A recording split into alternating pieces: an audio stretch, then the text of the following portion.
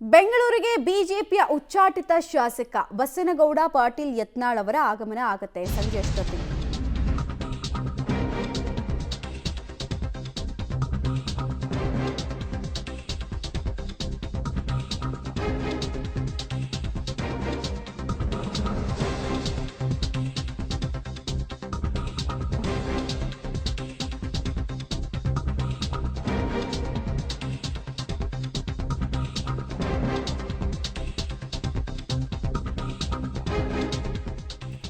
ನಾಳೆ ರೆಬಲ್ಸ್ ನಾಯಕರ ಸಭೆ ಹಿನ್ನೆಲೆಯಲ್ಲಿ ಇವತ್ತು ಸಂಜೆನೆ ಬಿಜೆಪಿ ಉಚ್ಚಾಟಿತ ಶಾಸಕ ಯತ್ನಾಳ್ ಅವರು ಬೆಂಗಳೂರಿಗೆ ಬರ್ತಾ ಇದ್ದಾರೆ ಅನ್ನೋದು ಗೊತ್ತಾಗ್ತಾ ಇದೆ. ಚಿಂಚೋಳಿ ಗೆಸ್ಟ್ ಹೌಸ್ ನಲ್ಲಿದ್ರು, ಬೇರೆ ಯಾರನ್ನೂ ಮೀಟ್ ಮಾಡಿಲ್ಲ, ಮಗನ ಜೊತೆಗೇನೋ ಪ್ಲಾನ್ ಮಾಡ್ಕೊಳ್ತಾ ಇದ್ದಾರಂತೆ.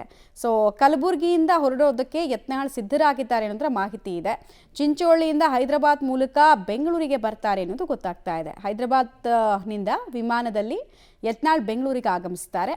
ಆಮೇಲೆ ನಾಳೆ ರೆಬಲ್ಸ್ ನಾಯಕರ ಸಭೆ ಇದೆಯಲ್ಲ, ಆ ಸಭೆಯಲ್ಲಿ ಭಾಗಿಯಾಗ್ತಾರೆ ಅನ್ನೋದು ತಿಳಿದು ಬರ್ತಾ ಇರುವಂತಹ ವಿಚಾರ.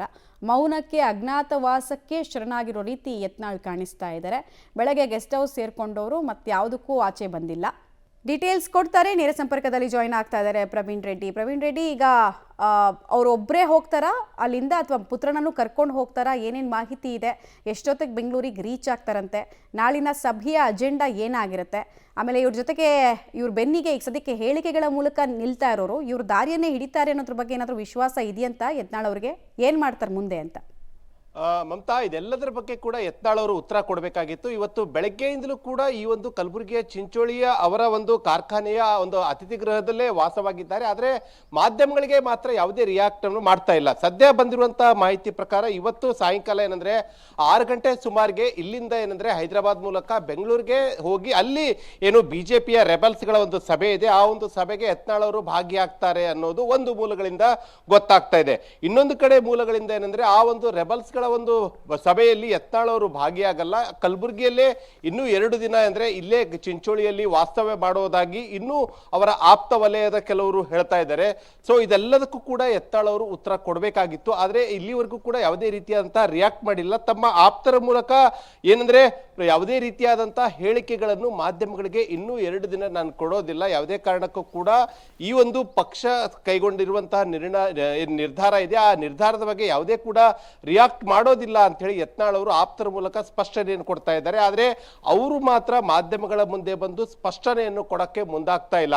ಹೀಗಾಗಿ ಯತ್ನಾಳ್ ಅವರ ಒಂದು ನಡೆಯ ವಿರುದ್ಧ ಅಂದ್ರೆ ನಡೆ ಈಗ ಸಂಪೂರ್ಣವಾಗಿ ನಿಗೂಢವಾಗಿದೆ ಅಂತ ಹೇಳ್ಬೋದು. ಈಗಾಗಲೇ ಏನಂದ್ರೆ ಯಡಿಯೂರಪ್ಪ ವಿಜೇಂದ್ರ ವಿರುದ್ಧ ತೊಡೆತಟ್ಟಿದಂತ ಯತ್ನಾಳ್ ಅವರಿಗೆ ಈ ರೀತಿಯಾಗಿ ಹೈಕಮಾಂಡ್ ಶಾಕ್ ಕೊಡುತ್ತೆ ಅಂತ ಯತ್ನಾಳ್ ಅವರು ಕೂಡ ಊಹೆ ಮಾಡಿರಲಿಲ್ಲ. ಈಗ ಸದ್ಯ ಏನಂದ್ರೆ ಅವರನ್ನು ಉಚ್ಚಾಟನೆಯ ಬಳಿಕ ಇನ್ನುಳಿದಂತಹ ನಾಯಕರು ಯಾವ ರೀತಿಯಾಗಿ ರಿಯಾಕ್ಟ್ ಮಾಡ್ತಾರೆ ಅಂತ ಯತ್ನಾಳ್ ಅವರು ಈಗ ಕಾದು ನೋಡುವ ತಂತ್ರಕ್ಕೆ ಮೊರೆ ಹೋಗಿದ್ದಾರೆ ಎಂಬ ಪ್ರಶ್ನೆ ಕೂಡ ಈಗ ಸದ್ಯ ಕಾಡ್ತಾ ಇದೆ. ಯಾಕಂದ್ರೆ ಯತ್ನಾಳ್ ಅವರ ಒಂದು ಹಿಂದೆ ಅಂದ್ರೆ ಒಂದು ದೊಡ್ಡ ಒಂದು ತಂಡವೇ ಇದೆ, ಬಿಜೆಪಿಯ ಒಂದು ರೆಬಲ್ಸ್ ಗಳ ತಂಡ.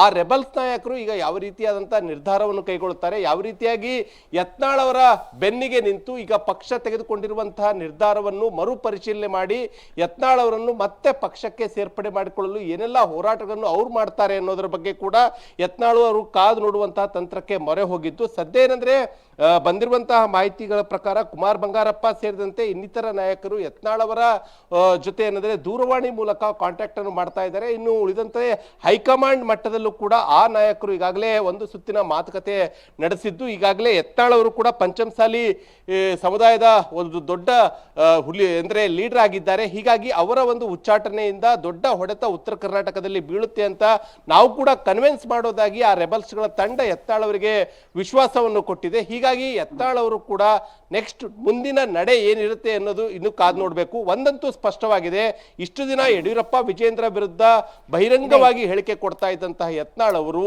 ಯಾವಾಗ ಒಂದು ಪಕ್ಷದಿಂದ ಉಚ್ಚಾಟನೆ ಆಗಿದೆ, ಉಚ್ಚಾಟನೆಯ ಬಳಿಕ ಯಾವುದೇ ರೀತಿಯಾದಂತಹ ಹೇಳಿಕೆಗಳು ಮಾತ್ರ ಇಲ್ಲಿವರೆಗೂ ಕೂಡ ಕೊಟ್ಟಿಲ್ಲ.